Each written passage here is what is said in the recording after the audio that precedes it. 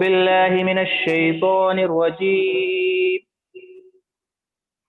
بسم الله الرحمن الرحيم. إن الله ملائكته يصلون على النبي يا أيها الذين آمنوا صلوا عليه وسلموا تسليما. صدق اللہ العلی العظیم. بے شک اللہ اور اس کے فرشتے نبی پر درود بھیجتے ہیں. اے لوگو جو ایمان لائے ہو تم سب ان پر درود و سلام بھیجو.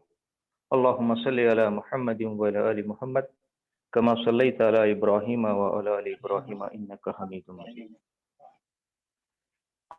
قابل احترام سامعین و سامعات، السلام علیکم ورحمۃ اللہ وبرکاتہ. آج حکم ہوا ہے کہ سورۃ الاحزاب آیت نمبر 56 کے تحت کچھ باتیں آپ حضرات کی گوش گزار کی جائیں. امید ہے کہ آپ لوگ بغور سماعت فرمائیں گے. حاضرین، یہاں جس آیت کا انتخاب کیا گیا ہے یہ مسلم معاشرے میں بہت ہی مشہور آیت ہے. چھوٹی عمر سے امت محمدیہ کے بچوں کو اس آیت کی تعلیم دی جاتی ہے اور اس پر عمل کی تاکید کی جاتی ہے اور اس کے آداب وغیرہ سکھائے جاتے ہیں. دوستو، آج ہم اس آیت کے تحت کچھ اہم باتیں جاننے کی کوشش کریں گے کہ یہ آیت کن حالات میں نازل ہوئی اور اس آیت میں کیا اہم مطالبات ہمارے سامنے پیش کیے گئے ہیں اور اس آیت کے حکم کی بجاوری میں ہمارے لیے کیا وعدے مضمر ہیں، اور اگر اس آیت کے حکم کی بجاوری سے غفلت برتتے ہیں تو اس کے لیے کیا وعید آئی ہے، اور پھر اس کے بعد عمومی طور پر اس آیت کے تحت کیا اہم باتیں مستنبط ہوتے ہیں. انشاءاللہ کچھ باتیں میں متعینہ وقت کے اندر رکھنے کی کوشش کروں گا. دوستو، اس آیت کے پس منظر کو جاننے کے لیے ضروری ہے کہ اس سورہ پر ایک طائرانہ نگاہ ڈالیں تو آپ کو محسوس ہوگا کہ آیت جن حالات میں نازل ہو رہی ہے وہاں 3 اہم مسائل درپیش ہیں، اور وہ جو مسائل ہیں وہ نبی اکرم صلی اللہ علیہ وسلم کو راست طور پر تکلیف دینے والے، اذیت پہنچانے والے ہیں. تو ان حالات میں یہ آیت نازل ہو کر اہل ایمان کے لیے نبی محترم صلی اللہ علیہ وسلم کا مقام و مرتبہ بتاتی ہے اور نبی اکرم صلی اللہ علیہ وسلم کی اتباع و اطاعت کی تعلیم دیتی. دیکھیے، جب اس سورہ کا مطالعہ کریں گے پس منظر کو جاننے کے لیے تو ایک جو مسئلہ اس وقت درپیش ہے وہ ہے معاشرتی مسئلہ. معاشرتی مسئلے میں منہ بولے بیٹے یعنی متبنہ کا مسئلہ جو ہے بہت ہی زوروں پر ہے. اس معاشرے میں متبنہ کو حقیقی بیٹے کا قائم مقام سمجھا جاتا تھا، بلکہ حقیقی بیٹے کی طرح اس سے برتاؤ کیا جاتا تھا اور وراثت میں اس کا حصہ لگایا جاتا تھا. تو اللہ تعالیٰ نے یہاں اس مسئلے سے بحث کیا اور یہاں جو مسائل درپیش آئے ان کے حل بیان کرنے کے بعد اللہ تعالیٰ نے یہ واضح حکم نازل کر دیا کہ تمہارے جو صلبی بیٹے ہیں، حقیقی بیٹے ہیں، ان کی طرح منہ بولے بیٹے نہیں ہوتے. اس کے جو مسئلہ درپیش رہا وہ نبی صلی اللہ علیہ وسلم کے منہ بولے بیٹے حضرت زید بن حارثہ کا مسئلہ تھا. انہوں نے نبی اکرم صلی اللہ علیہ وسلم کی پھوپھی زاد بہن زینب بنت جہش کا نکاح ان سے کروایا تھا. خاندانی نقوت اور معاشرے میں اونچ نیچ کی جو دیوار تھی اس کو گرانے کے لیے. پھر معاملہ آگے تک نہیں بڑھا، درمیان میں طلاق کی نوبت آ گئی. تو نبی صلی اللہ علیہ وسلم اب پریشان تھے کہ ایک قریش کی شہزادی کو میں نے اس آزمائش میں دھکیلا تھا، تو اب اس کی آگے کی زندگی کیا ہوگی، اور اس طرح سے بہت سارے مسائل تھے. تو اس موقع پر اللہ تعالیٰ نے نبی اکرم صلی اللہ علیہ وسلم کے ذریعے سے ایک اہم کام یہ کروایا کہ اپنے منہ بولے بیٹے کی مطلقہ سے یعنی چھوڑی ہوئی بیوی سے نبی صلی اللہ علیہ وسلم کا رشتہ کرا دیا، یعنی اپنی بہو سمجھیے۔ یہ ایسا مسئلہ تھا کہ پورے معاشرے میں آگ لگانے کے لیے کافی تھا۔ نبی اکرم صلی اللہ علیہ وسلم بار بار روک رہے تھے حضرت زید بن حارثہ کو کہ ایسا نہ کرو، اور آگے کے جو مسائل ہیں یہ مسائل بہت سنگین ہوں گے، لیکن اللہ تعالیٰ نے یہاں پہ ایک آیت میں نبی اکرم صلی اللہ علیہ وسلم سے یہ فرما دیا وَتَخْشَى النَّاسَ وَاللَّهُ أَحَقُّ أَن تَخْشَاهُ، تم لوگوں سے خوف کھا رہے تھے، لیکن اللہ اس بات کا زیادہ حقدار ہے کہ اس سے خوف کھایا جائے، اس سے ڈرا جائے۔ تو ایک بڑا چیلنج، بڑا مسئلہ یہ تھا کہ نبی اکرم صلی اللہ علیہ وسلم کے سلسلے میں لوگ کیا کہیں، اپنی بہو سے ان کا نکاح ہونے جا رہا ہے یا ہوا ہے تو اس پر کیسے کیسے انگلیاں اٹھیں گی، نبی اکرم صلی اللہ علیہ وسلم کے تحت لوگوں کا دل کس طریقے سے میلا ہوگا۔ آپ کو ایک بات اور ہم بتا دیں کہ جتنے بھی یہاں پہ مسائل درپیش ہیں، اس کے روح رواں اور اس کی جو بیک بون ہے وہ منافق مرد اور منافق عورتیں۔ نبی اکرم صلی اللہ علیہ وسلم کو طرح طرح سے پریشان کیا، تو اس کے بعد ان لوگوں نے نبی محترم صلی اللہ علیہ وسلم کے گھر میں رسائی حاصل کرنے کی کوشش کی، وہاں پر بھی مسائل پیدا کرنے کی کوشش کی۔ تو ایک مسئلہ جو اس وقت درپیش تھا وہ ہے متبنہ کا مسئلہ، اور خصوصاً حضرت زید بن حارثہ کی متعلقہ حضرت زینب بنت جہش سے جو نکاح ہونے والا تھا یا نکاح ہوا تھا، اس موقع پر جو اعتراضات اور نبی صلی اللہ علیہ وسلم کے تحت لوگ جو دل میلا کرنے کی کوشش کر رہے تھے، وہ ایک مسئلہ تھا اس آیت کے نزول کے پس منظر میں۔ دوسرا مسئلہ آئلی مسئلہ تھا، گھر کا مسئلہ تھا۔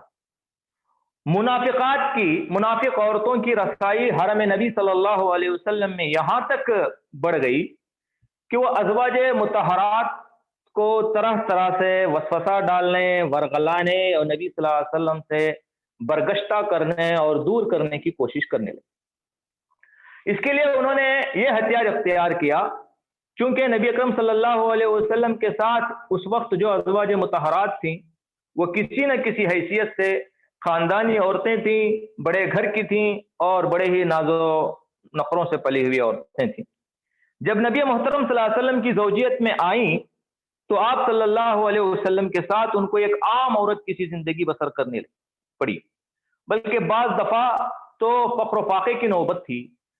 اس حالت میں یہ منافقات اس چیز کو ہتھیار بنا کر ان لوگوں کو ورغلانے، وسوسانے کی کوشش کی، کبھی یہ مطالبہ کروانے کی کوشش کی نبی اکرم صلی اللہ علیہ وسلم سے تھوڑا بہت خرچہ پانی زیادہ لینے کی کوشش کرو، یا نبی صلی اللہ علیہ وسلم سے اگر اوب گئی ہوں تو ہم کو بتاؤ، ہم تمہیں کسی رئیس کبیر، کسی سردار کی زوجیت میں شادی کرانے کی کوشش کریں گی، وغیرہ وغیرہ بہت سارے مسائل تھے۔ تو ان حالات میں نبی اکرم صلی اللہ علیہ وسلم کو ایک مسئلہ درپیش تھا کہ اندرون سے ازواج مطہرات کے تحت منافق عورتوں نے نبی صلی اللہ علیہ وسلم کی روح کو تکلیف دینے کی کوشش کی اور بہت پریشان کرنے کی کوشش کی۔ ایک اور مسئلہ بھی نبی صلی اللہ علیہ وسلم کو عائلی طور پر یہ درپیش تھا کہ اب اس کے بعد ازواج مطہرات کی تبدیلی ممکن ہے، کسی کی طلاق ہو سکتی ہے اور ان کی جگہ کسی اور عورت کو زوجہ محترمہ بنا سکتے ہیں۔ یہ مسئلہ تھا، اس پر بھی اللہ تعالیٰ نے حتمی طور پر باش پیش کر دی۔ ایک تیسرا مسئلہ جو اس وقت درپیش تھا وہ تھا جماعتی مسئلہ۔ جماعتی مسئلہ یہ تھا کہ منافق مرد کسی طریقے سے یہ کوشش کر رہے تھے کہ نبی اکرم صلی اللہ علیہ وسلم کے گھروں تک رسائی حاصل کی جائے۔ اس کے لیے نبی اکرم صلی اللہ علیہ وسلم کی مروت کا غلط فائدہ اٹھاتے تھے۔ نبی اکرم صلی اللہ علیہ وسلم کے گھر پہ دھاوا بول دیتے تھے اور برتنوں کے انتظار میں بیٹھ جاتے تھے کہ کب کھانا پکے، کب نبی صلی اللہ علیہ وسلم ہم کو پروسیں۔ وقت سے پہلے پہنچنا اور وہاں نبی صلی اللہ علیہ وسلم کو اذیت دینا اور حرم نبی صلی اللہ علیہ وسلم میں داخل ہونے کی کوشش کرنا، اور اسی طریقے سے نبی اکرم صلی اللہ علیہ وسلم کی غیر موجودگی میں زیادہ سے زیادہ گھروں کو پہنچنا کسی چیز کو مانگنے کے بہانے یا وغیرہ وغیرہ طریقے سے۔ اور بلکہ بعض کے دل میں یہ مرض تھا جو اللہ تعالیٰ نے آیتوں سے واضح کر دیا کہ نبی اکرم صلی اللہ علیہ وسلم کی ازواج مطہرات سے بعض لوگ شادیاں بھی کرنا چاہتے۔ تو اس مسئلے کو بھی یہاں پر اللہ تعالیٰ نے اس سورہ کے اندر لیا، اور یہ وہ اذیتناک پہلو تھا۔ ایک آیت میں یہاں پر ان تمام کی دلیل کے طور پہ پیش کر رہا ہوں، وَمَا كَانَ لَكُمْ أَن تُؤْذُوا رَسُولَ اللَّهِ وَلَا أَن تَنكِحُوا أَزْوَاجَكُم مِّن بَعْدِهِ أَبَدًا۔ یہ اس وقت منافقوں سے یہ کہا گیا کہ تمہیں یہ کوئی حق نہیں پہنچتا کہ تم اللہ کے رسول صلی اللہ علیہ وسلم کو اذیت دو، تکلیف دو، پریشان کرو، اور نہ نبی صلی اللہ علیہ وسلم کے بعد ان کی کسی زوجہ محترمہ سے تم نکاح کر سکتے ہو۔ تو گویا کہ یہ تین مسائل تھے، بلکہ یہ تین تکلیف اور اذیت دینے والے پہلو تھے کہ ان حالات میں یہ آیت نازل فرمائی گئی۔ اللہ تعالیٰ نے اس آیت میں یہ فرمایا کہ بے شک اللہ اور اس کے فرشتے نبی محترم پر درود بھیجتے ہیں، تو اے اہل ایمان تم بھی نبی پر درود و سلام بھیجو۔ اس کے اندر جو الفاظ آئے ہیں اس پر ذرا بحث کر لیتے ہیں۔ سلو کا لفظ آیا، سلو کا مطلب ہوتا ہے رحمت کی دعا کرنا، مدح ثنا کرنا، اور سلمو کے متعلق آیا کہ سلامتی کی دعا کرنا، نقائص و عیوب و آفات سے محفوظ رکھنا، سلام بھیجنا۔ ایک اور مفہوم بعض مفسرین نے یہ بھی لیا ہے کہ حوالے کرنا، سر تسلیم خم کرنا۔ اب دیکھیے کہہ رہے ہیں کہ اللہ اور اس کے فرشتے نبی پر درود بھیجتے ہیں۔ درود کے معنی جیسا کہ رحمت آئی، تو جب اللہ کے لیے یہ لفظ ہوتا ہے کہ اللہ تعالیٰ نبی محترم صلی اللہ علیہ وسلم پر درود بھیجتا ہے، تو اس کا مطلب یہ ہے کہ اللہ تعالیٰ نبی اکرم صلی اللہ علیہ وسلم کے لیے رحمت کا انتظام کرتا ہے، اور دوسری چیز یہ ہے کہ وہ فرشتوں کے سامنے اپنے نبی محترم کی ثنا و صفت بیان کرتا ہے۔ جب یہی مفہوم ملائکہ کے لیے آتا ہے، یہی بات جب ملائکہ کے لیے آئے تو یہ مفہوم آ جائے گا کہ ملائکہ نبی محترم صلی اللہ علیہ وسلم کے لیے برکت کی دعا کرتے ہیں اور نبی محترم کی ثنا بیان کرتے ہیں، حمد و ثنا کرتے ہیں۔ جب یہی مفہوم اہل ایمان کے لیے ہو تو ذرا غور سے سماعت فرمائیے کہ اہل ایمان کے لیے کیا مطالبہ ہے۔ ایک مطالبہ تو یہ ہے کہ ان کے لیے رحمت کی دعا کرو، پھر مدح کرو، ثنا خوانی کرو، برکت کی دعا مانگو، اور نبی محترم کو تمام نقائص اور عیوب سے پاک قرار دو۔ یہ جو ہے سلو کے مفہوم کے اندر شامل ہے۔ اچھا، اب سلمو والا جو مسئلہ ہے، اس میں ایک تو سلامتی کی دعا کرنا ہے، اور دوسرا مفہوم اہل ایمان کے لیے یہ بطور مطالبہ یہ پیش کیا گیا ہے کہ اپنے آپ کو حوالے کرنا، سر تسلیم خم کرنا۔ تو دوستو پہلی سب سے بڑی سعادت اہل ایمان کے لیے یہ ہے کہ اہل ایمان درود و سلام کے ذریعے سے اللہ اور فرشتے جو کام کرتے ہیں اس میں شرکت کر کے اپنے آپ کو سعادت مند ثابت کرتے ہیں۔ دوسری چیز، درود و سلام کیسے بھیجنا ہے، آپ صلی اللہ علیہ وسلم نے اس کے آداب سکھائے۔ جب یہ آیت آئی تو صحابہ نے نبی اکرم صلی اللہ علیہ وسلم سے اس کے متعلق دریافت فرمایا، تو آپ صلی اللہ علیہ وسلم نے بتایا کہ میرے لیے آپ درود ابراہیمی پڑھو۔ آپ صلی اللہ علیہ وسلم نے درود ابراہیمی سکھائی، جو ہم نماز میں پڑھتے ہیں، اللہم صلی علی محمد وعلی آل محمد کما صلیت علی ابراہیم وعلی آل ابراہیم انک حمید مجید، اللہم بارک علی محمد وعلی آل محمد کما بارکت علی ابراہیم وعلی آل ابراہیم انک حمید مجید۔ اور لکھا ہے کہ اگر کسی بندے کو ہر موقع پر اتنا پڑھنا اس کے لیے ناممکن ہو، بار بار نبی کا نام آ رہا ہو، تو صلی اللہ علیہ وسلم کم از کم کہہ دیا کرے۔ اس کے علاوہ بھی روایت میں بہت سارے درود وارد ہوئے ہیں، ان میں سے کوئی بھی درود پڑھ سکتے ہیں۔ ایک مختلف مسئلہ یہ ہے کہ علیکہ اور یا رسول اللہ والا درود پڑھنا ہے کہ نہیں پڑھنا ہے۔ اس میں پہلی بات تو یہ ہے کہ درود ابراہیمی اور صلی اللہ علیہ وسلم کے تحت تمام کا متفق علیہ فیصلہ ہے کہ یہ پڑھنا چاہیے، یہی افضل ہے، یہی مسنون ہے۔ علیکہ یا رسول اللہ والے معاملے میں یہ کہا گیا ہے کہ یہ مختلف فی ہے۔ بعض کے نزدیک اس کو جائز قرار دیا ہے عقیدے کے اعتبار سے نہیں بلکہ شاعرانہ تخیل کے اعتبار سے۔ عامر عثمانی صاحب مرحوم وغیرہ نے اس پہ تفصیل سے تجلی کی ڈاک میں بہت زبردست بحث کیے، وہاں دلائل بھی وہ دیے۔ شاعرانہ تخیل کا مطلب یہ ہوتا ہے کہ شاعر اپنے کسی غائب کو حاضر تصور کر کے اس سے مخاطب ہوتا ہے۔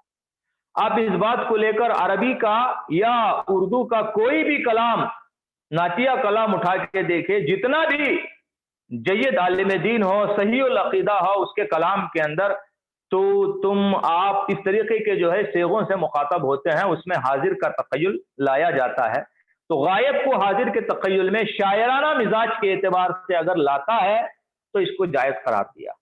اگر عقیدے کے اعتبار سے غائب کو حاضر کے صیغے میں لاتا ہے اور وہ اللہ کے برابر لے کے آتا ہے، یعنی اللہ جیسے حاضر و ناظر ہے، ہر چیز کو جانتا ہے، ویسے نبی بھی حاضر و ناظر ہے، ہر چیز کو جانتے ہیں، تو یہ کسی کے نزدیک بھی کسی بھی مسلک سے تعلق رکھتا ہو، کسی بھی مسلک کا ماننے والا ہو، یہ جائز نہیں ہے، اس کو نہیں مانا جاتا کہ اللہ کے برابر نبی ہو جائے۔ ہاں، اگر یہ تصور ہے کہ اللہ تعالیٰ جن چیزوں کے متعلق آپ صلی اللہ علیہ وسلم کو معلوم کرانا چاہے اور جانکاری دینا چاہے اور نبی صلی اللہ علیہ وسلم کو واقف کرانا چاہے، کرا سکتا ہے، تو اس عقیدے کے اعتبار سے یہ علیکہ یا رسول اللہ وغیرہ کی اجازت دی گئی ہے۔ اسی اعتبار سے بات کو سمجھنے کی کوشش کریں۔ میں یہ بات کھل کے اس وجہ رکھ رہا ہوں کہ یہ رفقا، تحریک رفقا کا ایک گروپ ہے، یہاں پہ بات ہو رہی ہے۔ کبھی دل میں کسی کے تحت ایک طرح سے کھچاؤ محسوس کرنا یا اس کے کسی اس عمل پہ اس کو بالکل بری طریقے سے دیکھنا یا اس کے ساتھ کوئی مسئلہ کرنا، یہ جو ہے مناسب نہیں ہے۔ اس کے تحت جو وسعت ہے اس کو جاننے کی کوشش کی۔ دوسری چیز یہاں پہ یہ آئی کہ جو لوگ نبی محترم صلی اللہ علیہ وسلم کا نام آنے کے بعد بھی درود و سلام نہیں پڑھتے ہیں، ان کے تحت نبی محترم نے وعید فرمائی۔ وعید کا مطلب یہ ہے کہ ان کے لیے عذاب کے بارے میں بتایا۔ ایک روایت میں نبی اکرم صلی اللہ علیہ وسلم نے فرمایا، رغم انف رجل ذکرت عنده فلم يصلي علیہ، اس شخص کی ناک خاک آلود ہو جس کے پاس میرا ذکر ہو اور مجھ پر وہ درود و سلام نہ بھیجے۔ تو گویا کہ نبی اکرم صلی اللہ علیہ وسلم کا جب نام آئے تو درود و سلام بھیجنا بہت ضروری ہے، ورنہ اس کے لیے نبی کی ہلاکت کی دعا ہے، بلکہ اس پر جو ہے فرشتوں کی آمین بھی ہے۔ دوسری جگہ نبی اکرم صلی اللہ علیہ وسلم نے فرمایا، البخیل الذی ذکرت عنده فلم یصلی علیہ، بخیل وہ شخص ہے جس کے پاس میرا ذکر ہو اور وہ مجھ پر درود و سلام نہ بھیجے۔ تو نبی صلی اللہ علیہ وسلم نے اس کو بخیل فرمایا۔ اور بھی بہت سارے وعیدیں آئی ہیں، وقت کا تقاضا ہے کہ میں گفتگو کو آگے لے جاؤں۔ ہاں، جو لوگ نبی محترم صلی اللہ علیہ وسلم پر درود السلام بھیجتے ہیں، ان کے تحت جو وعدے آئے ہیں، جو ثمرات ہیں، وہ میں آپ کے سامنے رکھنے کی کوشش کرتا ہوں۔ ایک روایت میں آپ صلی اللہ علیہ وسلم نے فرمایا، اول الناس بی یوم القیامہ اکثرهم علیہ السلام، روز قیامت میرے نزدیک سب سے بہتر وہ ہوں گے یا میرے قریب وہ ہوں گے جو مجھ پر کثرت سے درود و سلام بھی۔ بھائی ہم میں سے کون ہے جو نبی اکرم صلی اللہ علیہ وسلم کے قریب ہونا نہیں چاہتا؟ تو اگر چاہتا ہے تو اس کے لیے ضروری ہے کہ وہ کثرت سے درود و سلام بھی۔ پھر نبی اکرم صلی اللہ علیہ وسلم نے ایک اور جگہ فرمایا، من صلی علیہ صلاۃ واحدہ، جس نے مجھ پر ایک مرتبہ درود و سلام بھیجا، صلی اللہ علیہ عشر صلوات، تو اللہ تعالیٰ اس پر 10 مرتبہ درود و سلام بھیجتا ہے۔ پھر وَفُتِّيَتْ عَنْهُ عَشْرُ خَطِيئَاتٍ، اور اس سے 10 گناہوں کو ہٹا دیا جاتا ہے۔ وَرُفِعَتْ لَهُ عَشْرُ دَرَجَاتٍ، اور اس کے 10 درجے بلند کیے جاتے ہیں۔ تو دوستو ایک اور حدیث میں نبی اکرم صلی اللہ علیہ وسلم نے فرمایا، من صلی علیہ صلت علیہ الملائکہ، جو بندہ مجھ پر درود و سلام بھیجتا ہے، ملائکہ اس کے لیے درود و سلام بھیجتے ہیں۔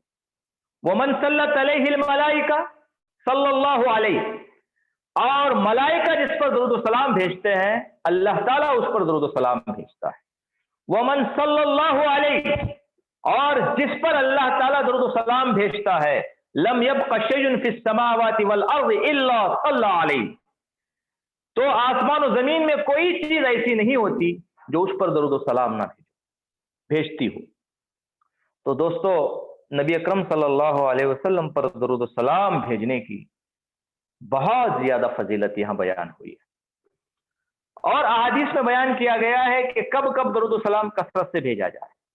ایک جگہ نبی اکرم صلی اللہ علیہ وسلم نے فرمایا ان من افضل ایامکم یوم الجمعہ، افضل ایام یوم جمعہ ہے، جمعہ کا دن ہے، فاکثروا علی من صلاۃ فی، اس دن مجھ پر کثرت سے درود و سلام بھیجا کرو۔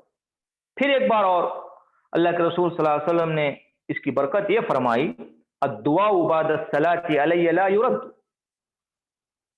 وہ دعا جو درود و سلام کے بعد کی گئی ہو اللہ تعالیٰ اس کو رد نہیں کرتا۔ دوستو یہ تو ہو گیا ایک عملی تقاضا، جو نبی اکرم صلی اللہ علیہ وسلم کے کا نام آئے تو ہم درود و سلام بھیجے، اور درود ابراہیم سب سے بہترین درود ہے اور اس کا لحاظ رکھیں۔ اس کے ساتھ ساتھ میں نے آپ کو کن حالات میں یہ آیت نازل ہوئی ہے وہ حالات بھی میں نے آپ کے سامنے رکھے ہیں، یعنی منافق مرد اور منافق عورتوں کی طرف سے نبی محترم صلی اللہ علیہ وسلم کو اذیت اور تکلیف دینے والا جو عمل تھا، اس موقع پر اللہ تعالیٰ نے یہ آیت نازل فرمایا۔ تو اب اس کا تقاضا، مطلب اس کے متقاضیات ایک اہل ایمان سے کیا مطالبہ کرتی ہیں یہ آیتیں، یہ میں آپ کے سامنے رکھنے کی کوشش کر رہا ہوں، جسے ہم حاصل کلام بھی کہہ سکتے ہیں۔ پہلی بات تو یہ ہے کہ ایسی کوئی بات اور ایسا کوئی کام ہم ہرگز نہ کریں جس سے نبی اکرم صلی اللہ علیہ وسلم کو تکلیف پہنچتی ہو۔ مثلا آپ صلی اللہ علیہ وسلم اور ازواج مطہرات کے تحت ہم کوئی بات، کوئی جملہ، کوئی کمنٹ ایسا کریں جس سے ان کے مقام و مرتبے سے گری ہوئی بات ہو، پہلی بات۔ دوسری چیز یہ ہے کہ آپ صلی اللہ علیہ وسلم کے لائے ہوئے دین اور اس کے احکامات کا ہم مذاق نہ اڑائیں۔ کوئی بات، کوئی چیز سمجھ میں نہیں آتی ہے، یہ الگ بات ہے، یا ہماری کوتاہی نہیں ہوتی، لیکن ایک ہم لوگ علامہ بن کر دین اور شریعت کے احکام پر کلام کرنے لگتے ہیں، ارے یہ مسئلہ صحیح نہیں، یہ بات برابر نہیں، یہ دین کا فلاں پہلو صحیح۔ تو اس سے کیا ہوتا ہے کہ نبی محترم صلی اللہ علیہ وسلم کو ہم تکلیف دینے والے ہوتے ہیں۔ اور تیسری چیز یہ ہے کہ اخوت و بھائی چارہ کو پارا کرنے والی کوئی بات، کوئی کام ہم نہ کریں، کیونکہ نبی محترم صلی اللہ علیہ وسلم کی پوری زندگی کا اگر خلاصہ آپ دیکھیں گے تو امت محمدیہ صلی اللہ علیہ وسلم کو باندھے رکھنے، پیار و محبت اور الفت کے ساتھ ان کو ایک پلیٹ فارم پر جمع رکھنے کے لیے آپ نے کوشش کی، گرچہ کہ معلوم تھا کہ یہ منافقین ہیں، یہ ہمارے آستین ہیں، آستین کے سانپ ہیں، ہماری اور امت مسلمہ کی بربادی کا یہ کام کر رہے ہیں، لیکن باوجود چونکہ وہ کلمہ گو تھے تو ان کے خلاف آپ صلی اللہ علیہ وسلم نے کوئی ایسا قدم نہیں اٹھایا جو دنیا کہہ سکے کہ یہ اپنے ساتھیوں کو مروا رہے ہیں، اپنے ساتھیوں کو کٹوا رہے ہیں۔ تو نبی محترم نے جو وہ کام نہیں کیا تو ہم چھوٹی چھوٹی بات پر امت کے افراد کو دین سے بے دخل کر دیتے ہیں، کافر کا فتویٰ لگا دیتے ہیں، وہ پتہ نہیں کیا فاسد عقیدہ، فلاں عقیدہ، اس کے ساتھ نماز نہیں، اس کے ساتھ بیاہ نہیں، اس کے ساتھ فلانے، ایسے ہم کاٹ کے رکھ دیتے ہیں گویا کہ ہم آئے ہی تلوار لے کر ان کو کاٹنے کے۔ تو اس سے نبی محترم صلی اللہ علیہ وسلم کی روح کو بڑی تکلیف ہوتی ہے۔ دوستو بہتر تو یہی ہے کہ ہم جوڑے رکھنے کی کوشش کریں اور ان کی اصلاح کا کام کریں، اور جہاں تک ہم ان کو اصلاح کرنے کی کوشش کر سکتے ہیں کریں، بقیہ جو معاملات ہیں ان کے حوالے۔ مطالبہ تو یہ ہے کہ ایسے کام کریں جس سے نبی محترم صلی اللہ علیہ وسلم کو خوشی ملتی ہو اور آپ صلی اللہ علیہ وسلم کو وہاں فرحت نصیب ہوتی ہو۔ تو ایسے کام کیا ہیں؟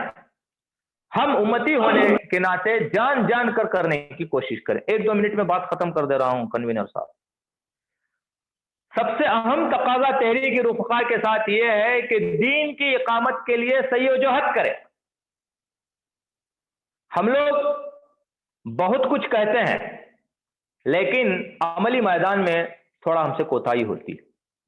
تو سب سے اہم تقاضا یہ ہے کہ جس مقصد کے لیے ہم جڑے ہیں اس مقصد کے لیے کچھ کرنے اور کچھ قربانی دینے کی ہم کوشش کریں، ورنہ زبان سے تو بہت کچھ مہر و وفا کے دعوے ہیں۔ آخر میں عامر عثمانی صاحب کے کلام سے اپنی بات کو ختم کر رہا ہوں کہ زباں پہ دعوے مہر و وفا بہت کچھ ہے، سجی ہوئی ہے درود و سلام کی محفل، مگر دلوں میں غم آخرت کا نام نہیں، غم حیات کی چوکھٹ پہ سجدہ ریز ہیں دل، جمی ہوئی ہے نگاہیں نشاط حاضر پر، نہ باز پرس کا خطرہ نہ احتساب کا ڈر۔ اگر یہ ہماری کیفیت ہے تو ہماری جو کچھ بھی کوششیں ہوتی ہیں اور رائے گاہ ہوتی ہیں، میں اللہ سے دعا کرتا ہوں کہ اللہ تعالی ہم سب کو کہنے سننے سے زیادہ عمل کی توفیق دے۔ اقول قولی ھذا واستغفر اللہ لکم اجمعین، وآخر دعوانا ان الحمد للہ رب العالمین۔